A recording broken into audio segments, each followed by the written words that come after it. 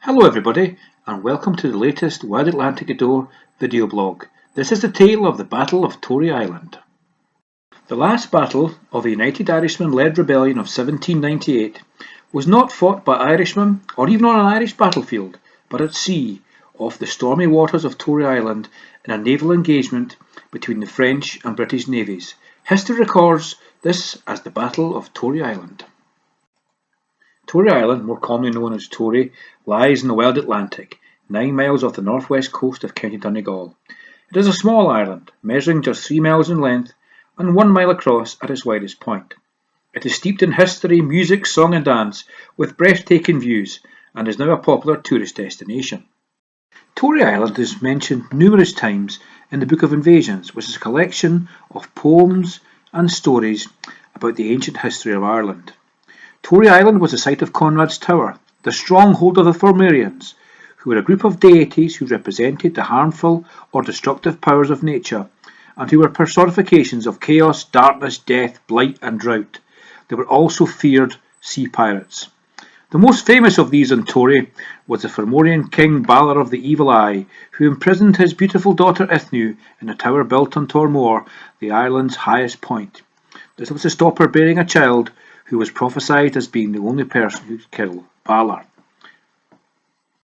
If you want to find out more about Balor, you can go to our website wildatlanticgweedore.com and listen to the story of Balor of the Evil Eye. Let's get back to Tory. A monastery was then founded in the 6th century by St Columcille. This dominated life on the island until 1595, when it was destroyed and pillaged by English troops waging a war of subjugation against local Gaelic chieftains. The monastery's bell tower is the largest structure to survive and was built in the 6th or 7th century. In 1608, the siege of Tory Island took place. This is one of the final incidents of the O'Doherty's rebellion. Fleeing the mainland, a group of rebels took shelter on the island, only to begin killing each other in order to secure a pardon from the English. 190 years later, another rebellion was about to end in failure, that of the United Irishman with the Battle of Tory Island, the last action in the struggle of the uprising of 1798. The rebellion of 1798 was led by the United Irishman, a Republican revolutionary group heavily influenced by the philosophy of leaders of the American and French revolutions. The United Irishmen were largely Presbyterians, aggrieved at being kept out of positions of power by the Anglican Irish establishment. They were supplemented by disenfranchised Catholics, who made up the majority of the Irish population. The British under General Cornwallis, famous for surrendering to the American revolutionaries at Yorktown to effectively end the American War of Independence, quickly defeated the main elements of the rebellion. On the 22nd of August, 1798, a full 2 months after the rebellion had all but petered out, the French surprised the British by landing 1,000 troops under the command of General Humbert at Kilcummin in County Mayo. Humbert was joined by 5,000 local troops and inflicted a humiliating defeat on the British forces at Castlebar, which later became known as the Castlebar Races. Such was the speed of the Crown forces' retreat. However, this was to prove a fleeting victory. At the Battle of Ballinamuck in County Longford on the 8th of September, the British effectively ended the campaign of Hubert and his Irish allies. The British had been spooked at the ease at which the French had landed in Mayo. They decided to monitor the French fleet closely to ensure no other French troops could aid the now crumbling rebellion. In the world of 1798, communications were a lot slower than they are today, and the French, completely unaware of Hubert's defeat, assuming he was marching through Connaught and Ulster, sent a small fleet of 8 frigates led by the battleship Hoche and 3,000 men under the command of Commodore Jean-Baptiste Francois Bompart. They were accompanied by the leading Irish revolutionary figure of the time and one of the founding members of the United Irishman, Theobold Wolfe. He was serving as a gunnery officer aboard the flagship of the fleet, the Hoche. The French fleet, under the command of Bompart, left the port of Brest on the evening of the 16th of September 1798. The plan was to land troops in Donegal to reinforce what they assumed to be a victorious Humbert, whom they hoped would now be sweeping through Connaught into Ulster. The British Channel Fleet was now on full alert, to ensure no other French army would land by surprise in Ireland. The British Navy were now blockading every French port. This meant that despite Bompart's fleet beginning their voyage under the cover of darkness, they were soon spotted by a British frigate squadron led by HMS Boadicea, captained by Richard Keats.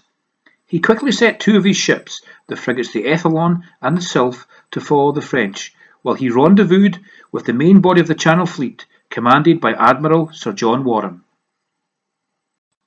The Channel Fleet now began to pursue the French.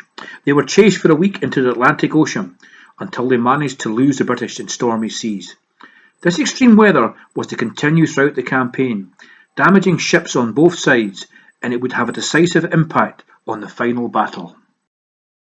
The British naval squadron, led by Admiral Warren, was sailing up and down the Donegal coast in search of the French fleet, which was now heavily damaged by the rough seas. The British fleet finally caught up with the French off the northwest of Donegal on the morning of the 12th of October 1798. The French commander Bompart now found himself surrounded on all sides by a vastly superior British force, and the Battle of Tory Island was about to begin. The French fleet tried to make a run for it and went under full sail, but the British were soon in hot pursuit and gaining ground. Bompart, the French commander, tried to distract the British by ordering the weather-damaged frigate Razoul to be beached on Tory, but the commander ignored the order. Perhaps he was thinking that capture was better than the danger of beaching on Tory in such atrocious weather conditions.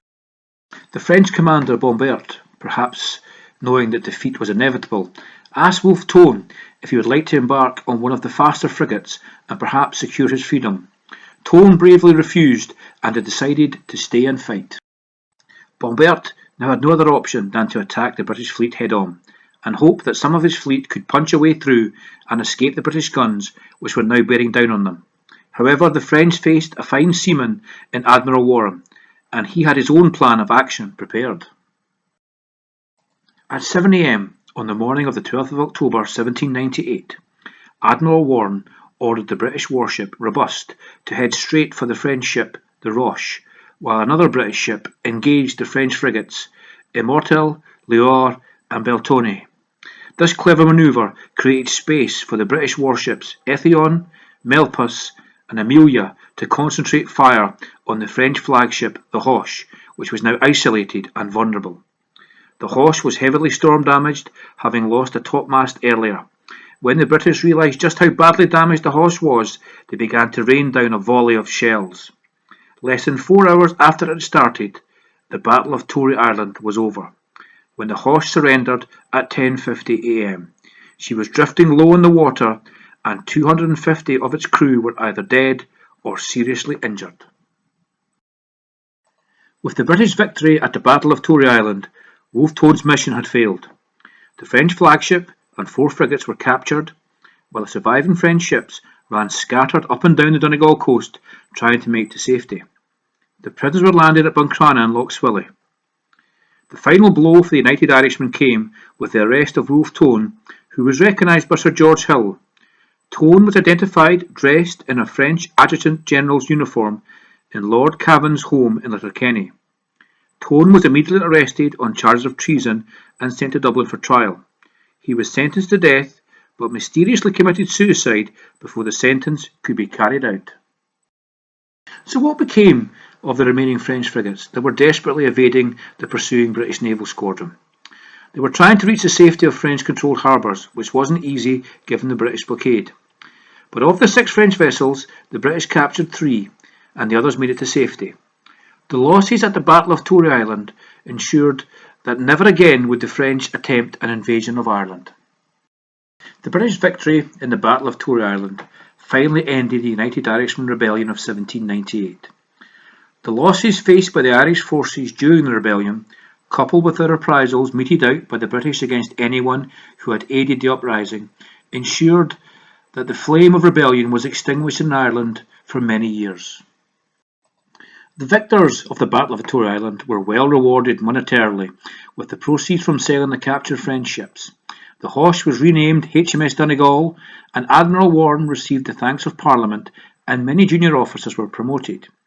In 1847, The battle was among the naval engagements recognised by the clasp 12 October 1798, attached to the Naval General Service Medal, awarded to all the surviving British participants of the Battle of Tory Island. Well, I hope you've enjoyed this tale about the Battle of Tory Island, and if you have and want to find out more about the parish of Gweedore and its history, visit our website wildatlanticgweedore.com, and please like our Facebook page, Wild Atlantic Gweedore. Thanks again, and I look forward to speaking to you all again shortly.